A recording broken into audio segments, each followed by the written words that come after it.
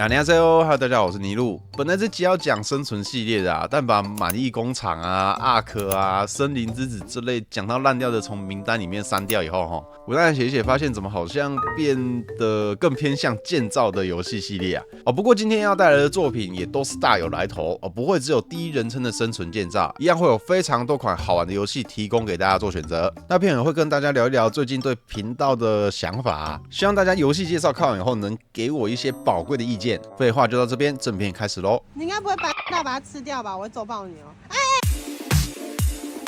非生物因子原价408，有着2万篇的96%压倒性好评。故事开头发生在一个收容怪物的公司，结果超载啦，怪物关不住啦，我们也出不去啦，所以被迫在充满怪物的公司里生存下去。如果你做过办公室的话，即便画面简单，也能很有临场感，因为大楼的地图设计都符合现实的逻辑。晚上的下班时间，电力系统也会切断。那一开始玩家可以选职业，不过一点都不重要，因为它的升级系统是你做啥都有经验，跑得多自然会跑得快，被打得多还能加血量。游戏的特色在于拆解跟组装，而且道具的替代性很高。例如你做不出收纳箱的话，你去搬垃圾桶来装也可以。那场景内基本上放眼望去的物件都能拆，实况到有一定的素材量以后会跳出提示，没错，它不会直接给你合成公式，而是你要依据物品的外观东拼西凑的去猜一下。地图这块由于怪物很多都是透过虫洞穿越过来的，我们也可以逆穿越的进入别的区块进行任务。小缺点是场地都不小，而且没有传送系统。也就是说，你如果要转换据点要么把床拆了，要么把家具全部装上推车推到下一个你想当家的地方。那游戏时长保底100个小时非常推荐给有朋友能一起玩的人，分工合作可以加快游戏的进度。不过因为升级系统的便利性一个人玩也不会不舒服。Once Human 原价0元，评价是12万3000篇的73%大多好评，负评大多来自于玩了上百个小时的老玩家们对于赛季重置的不满。不过官方有看到玩家们的心声这次即将迎来重大的变革。那它是一款多人合作、超自然开放世界射击末世生存游戏没有 Pay to Win， 只有花钱买时装，然后可以走高自由度的自地捏脸、盖房、种菜、杀怪探索捡收藏物。当然，玩家之间的对抗也是有的。战斗方面，除了自行打造的枪支以外，也有异能跟额外插件可以强化本体。那大概1年前，我们频道就有介绍过它。当时草创阶段就有相当多的小巧思，例如将特殊的怪物技能跟其他普通的怪物联动在一起的画面。那如果你对这个风格的游戏非常有兴趣的话，可以点选右上角的资讯卡，那边的基本玩法讲得比较详尽，而且有整整8分钟可以让你配饭。不过我今天先回到我们的重点更新内容，像是滑翔伞世界 BOSS、赛季剧情异常物的功能性呢变得更加的多元，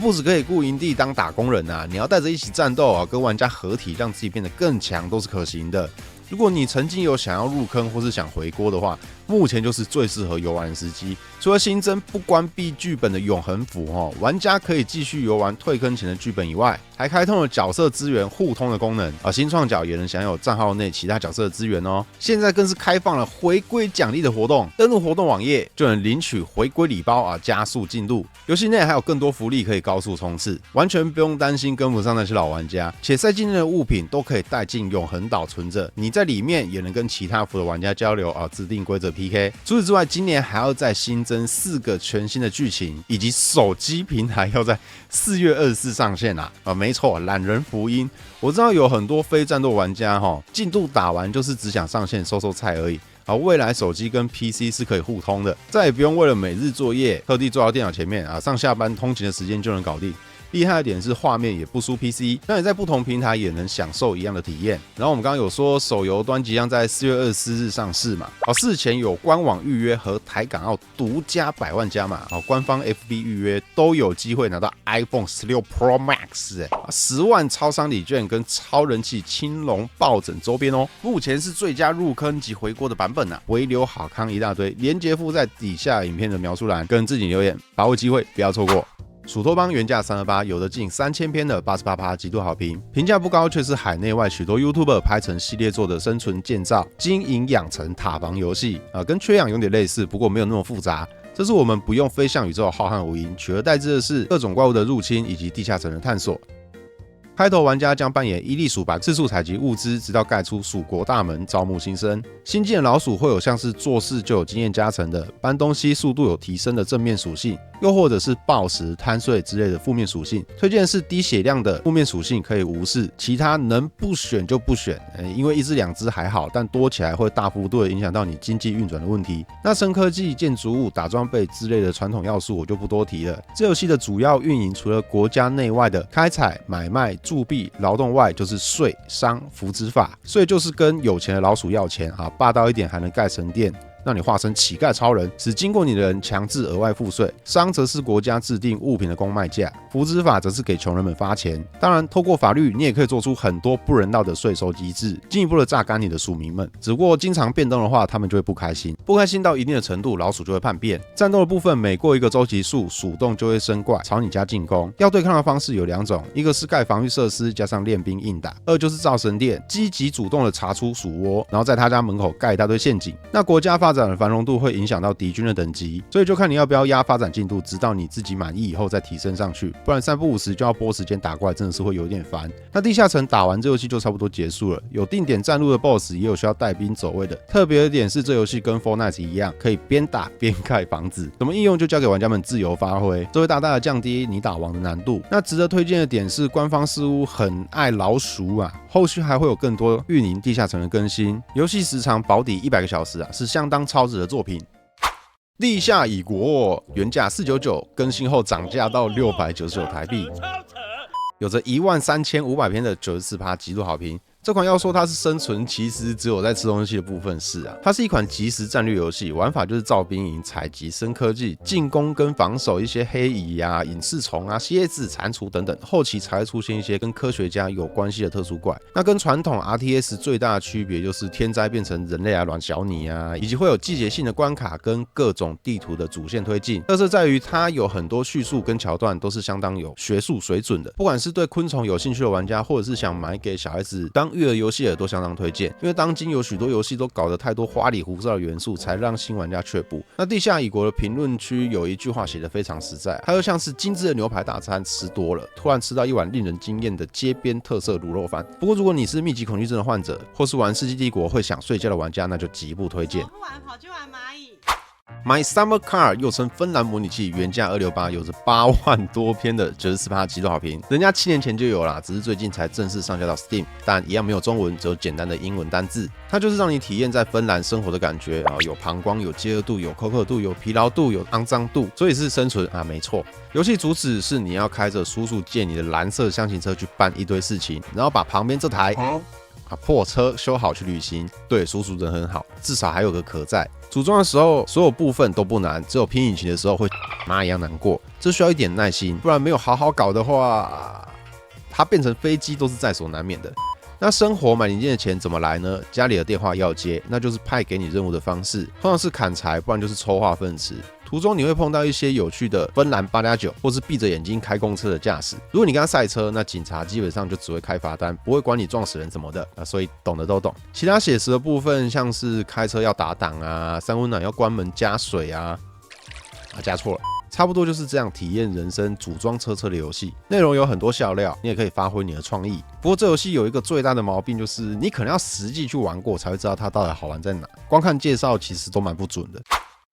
金刚绝境求生原价680，不便宜，评价也超少，只有230篇的73%大多好评，所以推它主要算是我的私心啊。游戏时长也很短，只有8到10个小时，差不多就是3到4部电影的时间，所以如果你用电影票的价钱去换算的话，还 OK。那生存部分基本上只有大怪物们在稀欧趴的时候，我们要一面避免被他们波及，一面依赖勾手跑酷。过剧情的途中解解谜、敲敲人头、打打泰坦身上的跳蚤，会是我们比较常做的事情。故事主轴跟电影差不多，就是人类又想搞事啊，巨兽们又倾巢而出。金刚跟哥吉拉一样啊，出来收烂摊子，只是机翻有点多，看得出制作商对华语市场不怎么重视，但画面跟音乐带来的冲击感是很足够的。以粉丝当电影看的角度，用这个价钱去买，那差不多。但以玩家的角度去体验这款游戏的话，我还是建议以特价购入。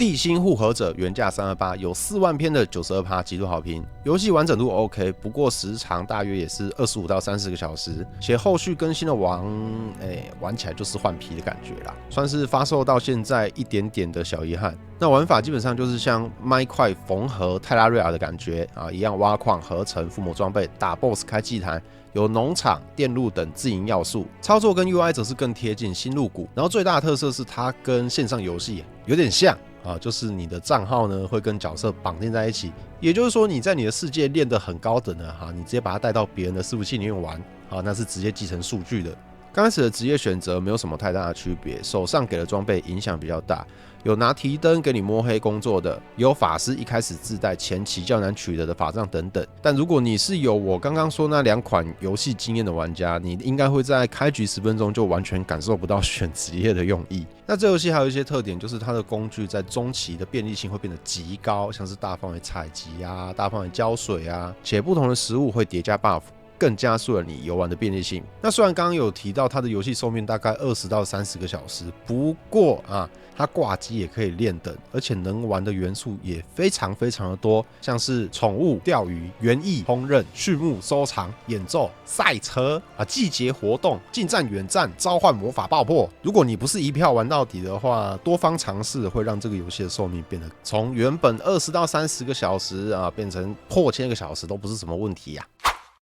战力深邃流亡原价877，有10万篇的89%极度好评。那它是隧道系列的第3部，前面没完没差一样看得懂。故事发生在核战之后的末世地面充满了被污染的突变怪物，而我们要在政治的斗争下存活。那这作品是第一人称射击游戏，生存的部分大致上就是野外求生跟合成系统以及对资源的严格控管，没有饥饿度、盖房子等，但需要常备一些补品跟实时更换防毒面具的过滤嘴。那为什么我会强调资源控管呢？因为大概只有敲人类会掉素材。打怪都是负面投资，且它讲求写实嘛，所以你爆敌人的头会秒杀你被爆头也一样会秒杀。稍微高一点的地方摔下来，或是被怪连敲个几下，都容易导致重伤，然后枪还容易脏。如果你不定期保养的话，还会发生卡弹的问题。但如果你是很乐于去探索，又或者是喜欢实况的玩家，其实场景内都有不少识别度很低的互动要素，可以让你去补资源这个有好有坏，好是讲究写实嘛，坏就是会让很多玩家玩得非常的痛苦。那剧情方面，我个人是可以给到9分因为有很多的分支，人性的抉择真的不少，但也就容易导致你错过部分的内容，尤其它的文本极度的大量，在慢节奏的游戏环境下，你还不能放松的不去仔细看 NPC 所说的每字每句不然往往上联就会不接下联，算是一款需要有非常大量的耐心才能玩的病态性细节作品。雾锁王国原价499，有着6万5千篇的86%极度好评。它主打的是自由度极高的维京人盖房系统剧情普普，不过你还是需要透过主线、支线任务以及开宝箱去解锁各式各样的 NPC 以及建筑模块。探索地图跟地形虽然相当的丰富冰火陷阱爬墙都算是面面俱到。那这款游戏虽然是开放的世界，却还是有着等级影响你开启雾锁区的顺序。玩家只能够待在符合自己据点等级的雾锁区内，透过捡取一些特殊道具或是靠近这种香炉来延长倒计时，又或者砍掉里面的红树直接解放该区域，不然时间结束就是直接嗝屁。而且在不符等级的区域呢，倒计时是当秒在算的那战斗跟等级基本也是绑死的，前期单打的话，怪物又痛又硬，武器3不5时就坏掉，早期超过3人连线呢，还容易导致伺服器不稳定出现慢动作等等卡顿的问题。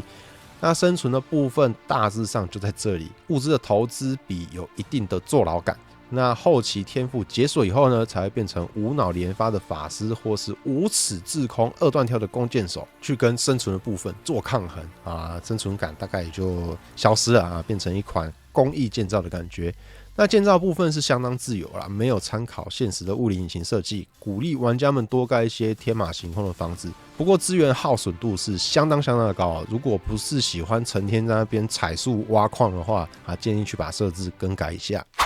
风暴之城原价699，经常性的特价是5折评价有2万7千篇的95%压倒性好评。它认真说起来的话，应该算是策略经营游戏啊，生存大概就只有看女王要不要砍你的头而已。啊，玩家要扮演的是女王的总督，她一共会发数道多选一的任务给你啊，玩久了还会有限时挑战。那游戏结束的方式看到这边啊，红红这条女王的耐心啊，你任务办得越久，它就越早飙高啊，红色一累积完呢，你的人头就落地。那怎么减少呢？啊，那就只有迅速完成任务这条路。那完成任务还获得声望值啊，满了就会通关，就是这么简单。不过游戏的过程呢，还会伴随着非常多的突发地图事件。一样，时间内没有完成就会吃到一个天灾等级的 debuff， 那时间内完成的话，则是有2选1的物资或者声望奖励。那获得声望值的方式，除了以上2种，另外就是满足你人民的信念值，但盖建筑物就会砍树，砍树就会累积森林的愤怒，而累积森林的愤怒就会降低信念值啊，再严重一点就会再吃到更多的 debuff。除非你有拿到一些特殊的道具去缓解啊，有时候外来的商人会带啊，有的时候则是随着时间，女王心情好啊，就会发送给你。所以开发的速度一定要拿捏好，不是一有钱就全部给它砍光光盖大楼。那建筑不是线性式的科技解锁，而是每玩到一个坎呢，就会让你多选1。简单来说就是肉鸽啦，所以它也有局外的天赋系统。对，玩完一局还可以到新的区域再开发。随着游戏进度，你能进行的策略就更加的多元。原价699，保底时速100小，真的不算贵，只是经常性讨武者，所以也不用急着购入。好了，今天10款游戏就介绍到这边。那前面讲的 Once Human 手机端上线时间是4月24号，记得要赶快点下方资讯栏的连结去参加抽奖。那想跟大家讨论的是，未来频道可能会比较少像这种总集篇的介绍。取而代之的是，可能某一款游戏会像连续剧一样啊，出1到10集啊，或是1到5集这样子，认认真真的把一款游戏给玩通关，解释它的剧情，聊聊它的细节，给大家带来更有深度的影片内容。那为什么会有这个想法呢？因为我看到太多留言都说，我都花钱买游戏了，我还要玩它。OK， 没问题，那换我玩给你看。唉。现代人真的是越来越懒了，你们干脆把买游戏的钱抖内给我好了，我就是线上乞丐，我直接在这边跟你们要钱。那另外一个点是，我有在考虑副频道开始拍一些出国系列的影片啊，不知道大家有没有兴趣？拍片动机是想带着连玩游戏的时间都没有的人一起出国玩啊，也会顺便讲一些特定景点啊该怎么玩哦，怎么买伴手礼会比较节省的攻略。有兴趣的话，记得到东尼大陆的频道订阅追踪一下。那感谢各位的收看，不要忘了按赞订阅，还有追踪一下我们的粉专、IG、抖音账号。我是尼禄，我们下次再见，拜拜。